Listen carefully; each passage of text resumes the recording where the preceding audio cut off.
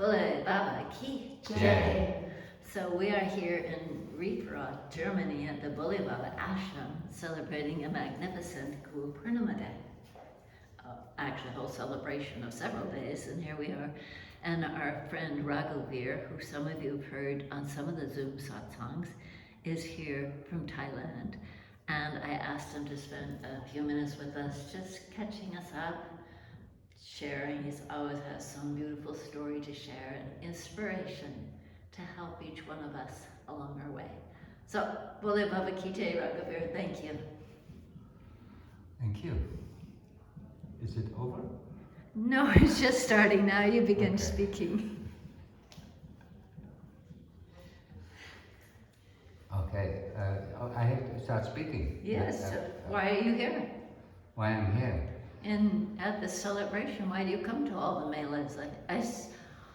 I see that it's a really powerful thing that certain old devotees really are standing there, yes, ushering in all the newer people, but really also with a strong presence, and I really appreciate that. So what inspires you?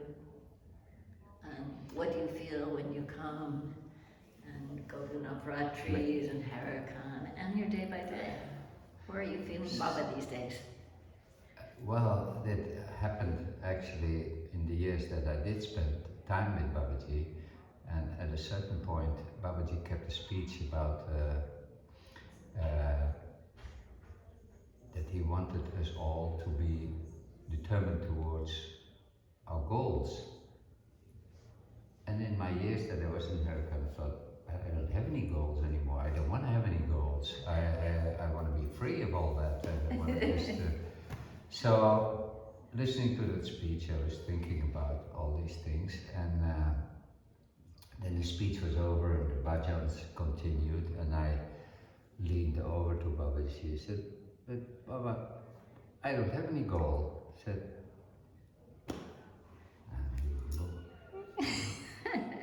but he made himself a bit, and then I am your goal. And somehow that became my thing. And see, there's a great blessing in periods. It was also difficult in the working life and in different things but work is okay, but I want to be there and I want to do that. And it was sometimes running like crazy or missing out on great things. On great opportunities, but actually it's been my main thing and still is. I feel like serving him, his message, his ashrams, and everybody who comes looking for Babaji with their heart, I feel like serving, so I feel like being there, quite like you. What else is there in life but Babaji? Yeah, and I'm now coming to these moments like here at Guru Purnima or Navaratris in Haidakhandi. It is for me like, although I don't experience life as a desert, but it is like a fountain of bliss. It is so regenerating. The energy is so too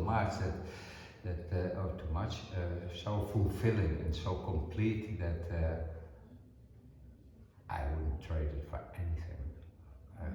Not to be present on these great occasions. That was. I understand. Float my boats. I love that story, though. I haven't heard this one story of yours when you leaned over and he said, "I am your goal." Yeah, it was quite strong because he made this whole face and looking at me like that, and boom. Very clear. Yeah, so that's what I'm doing, and it's always new, it's always different, and how I experience the things or how I'm dealing with all the situations which arise is, it depends on my own maturity and growing in the process.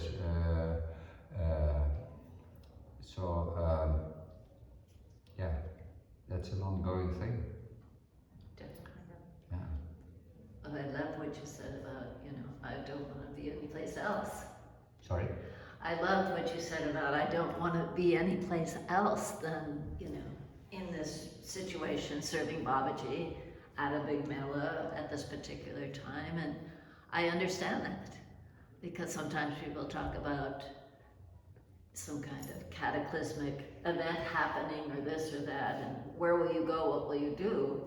And I feel the same way. It's like, I wouldn't be anyplace else than serving Babaji wherever he calls me, which at this time is definitely at the ashram. Yeah, all these things.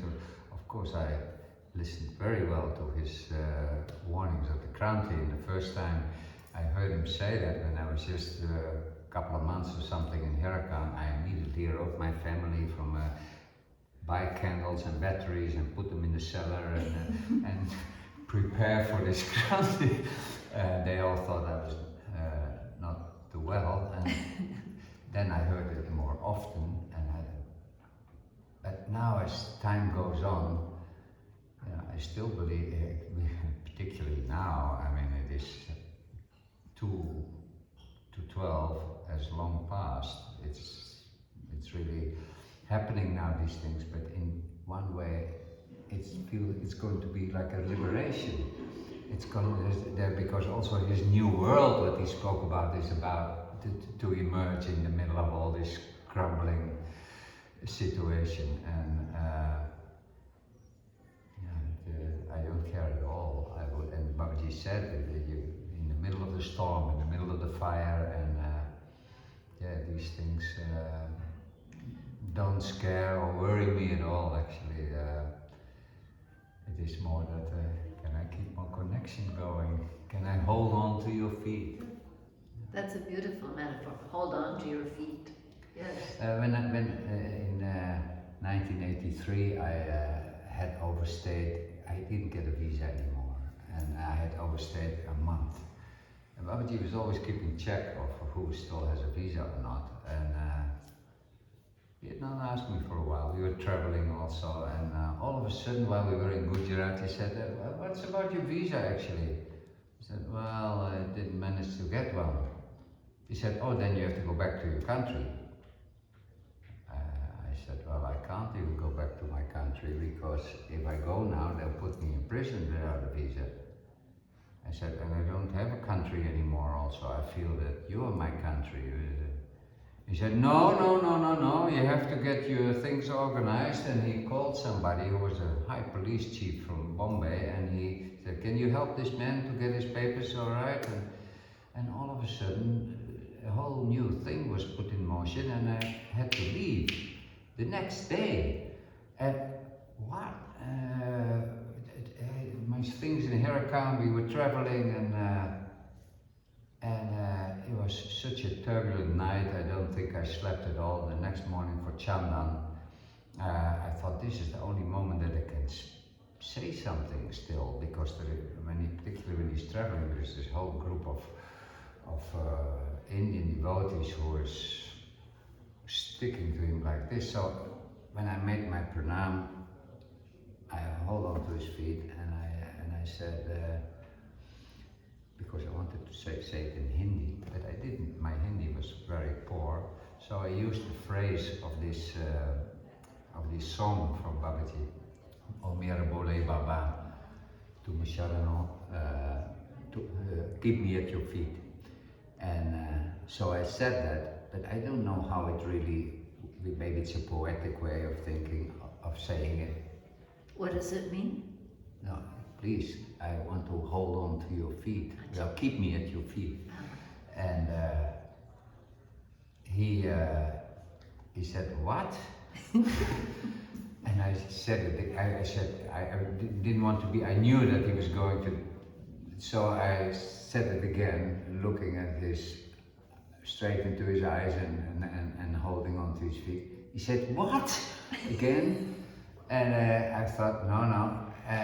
I said it again, and then he turned to somebody next to him, a man from Bombay, and he said, "What is this man saying?" in Hindi. And he said, "What are you trying to say?" I thought, no, I'm not going to say it to you. And I said it once more to Babaji, but then he translated it because it was pretty clear what. And Babaji,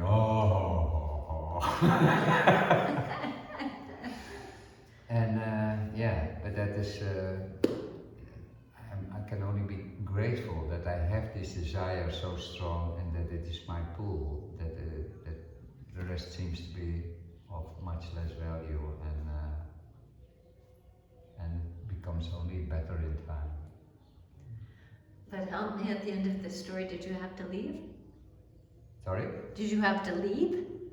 Now? No. At that moment when you're... Yeah, I had to leave. You had to go back to Holland?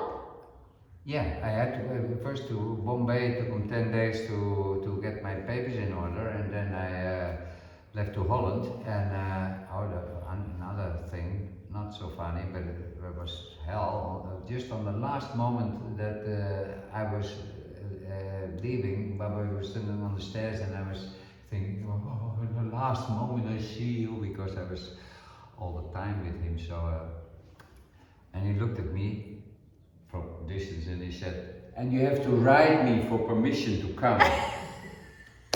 Me? I mean, I always had some kind of a free card to go everywhere. So, puzzled from, he walked away and I thought, okay. So my first letter to him was from Bombay before I had even left. And I wrote him about twice a week with what I was doing and postcards and the request to come back. I went to Holland and quickly did something with my passport and got a new one and was ready for the visa, and but he didn't answer. He didn't answer. And it was almost 3 months before all of a sudden I got a letter from, all right, you can come. And so I was in the next plane over, and that plane had an accident. And one of the engines exploded just as we were taking off in Rome in between stop. And I had to spend another 4 days in Rome on the way to Babaji and kept the anticipation going. Yeah, well, that story actually is endless, so I don't know if you want to hear everything, but I would say buy the book. Yes, I guess what came to me is what happened when you saw him again after this 4 months or so that it took you to get back.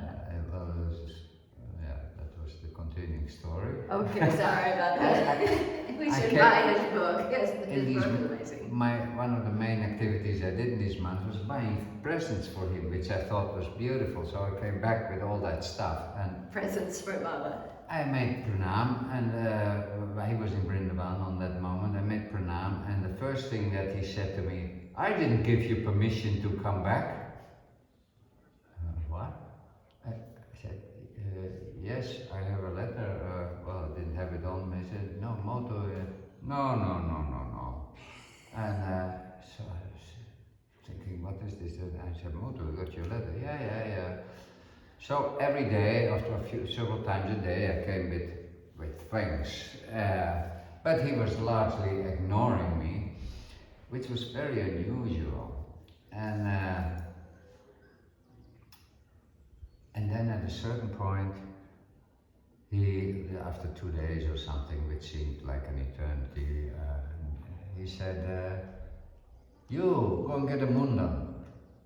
And I didn't have much hair, but I thought, okay, that's the new initiation. So I ran into the street and looked for a place and found somebody, and it was only halfway when somebody was running through the streets, Raghuvir. And I said, "Yeah, what, me?" And "Yeah, Baba's calling you." So now I said, "Okay, hurry up." And I ran back to Baba was sitting outside on the entrance of the ashram there, and with a big crowd of people, really fit around him. So I muscled myself through. I said, "Yes, Baba." I said, "Ah!" And he said, "Raghuvir, this is Mr. Sharma and this is Mr. and they are from they are from Agra and they have a fantastic shoe factory.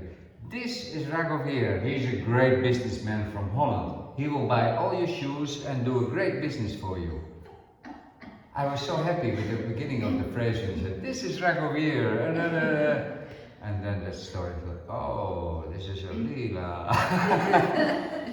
So, yeah, there was then Baba walked away and these people were looking at me like Jesus from, wow, he's going to solve all our troubles. And so I immediately said, okay, good. What can I do for you? What is your, do you have a dépliant? Do you have, he said, no, we don't have. Oh, well, he said, well, let's go and have a look at your shoes then. He said, now? I said, yes, now, because Baba is leaving tomorrow back to Haidakhandi and I'm on that train. I said, so let's go now. Okay, because they were very eager. So we went to, but on the way I started to feel not well. And I had already been in the last weeks before that, I had periods of feeling strange. I didn't know what it was. Up and down, up and down. And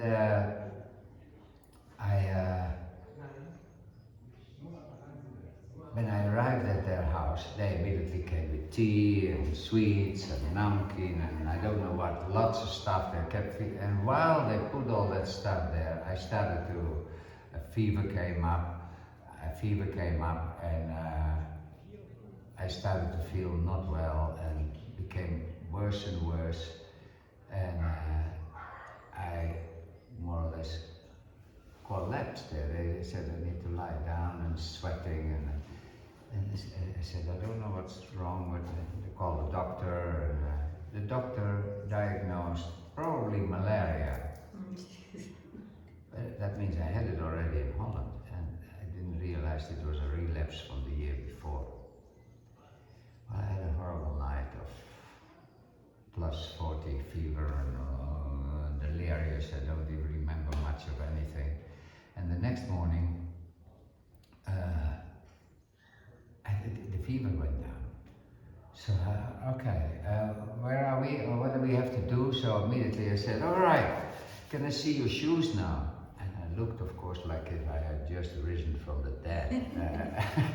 And he said, now? He said, yeah. I said, the train is going tonight. I gotta be on the train. We better get moving. And, oh, okay. So I looked at their shoes and they were really not Western quality. I mean, you saw glue coming out and it was, their models were.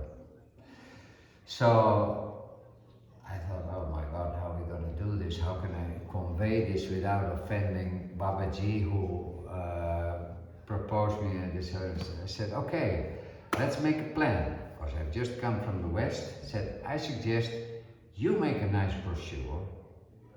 Then I have something to work with, and I'll meanwhile contact my business contacts in Holland.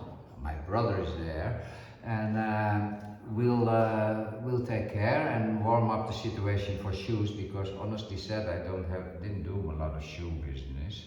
And so you make your dépliant and then we'll take it from there and we send it with samples. They had never thought about these things, but it sounded like a perfect business plan. So they said, okay. I said, fine. Can you now bring me back to Mathura so I can take the train? So I took the train and I stayed away a little bit from Babaji in the back of the crowd.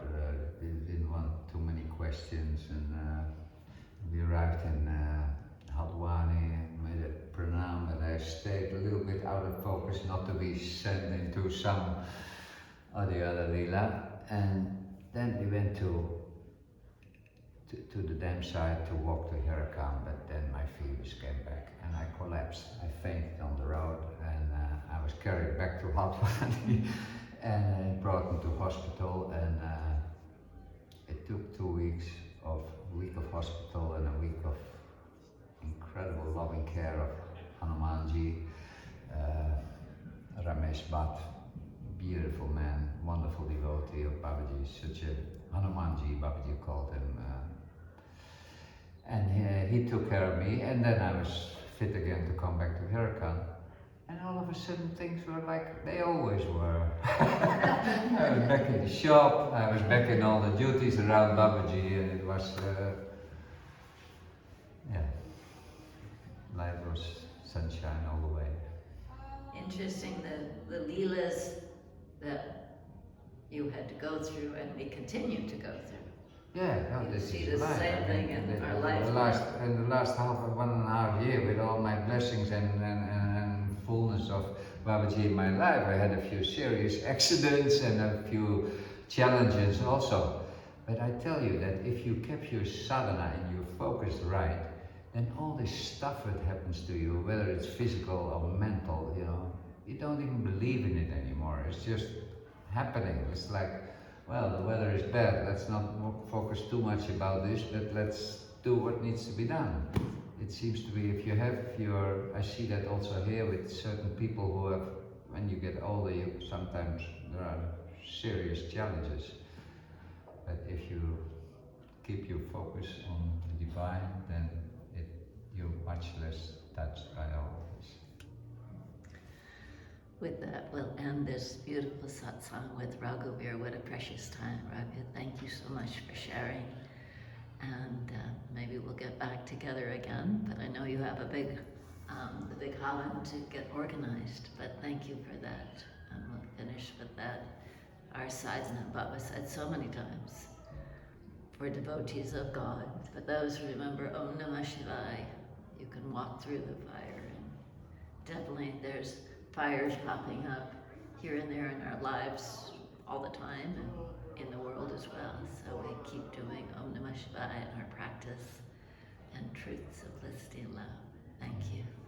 Bhole Bhole Babaji Babaji Jai.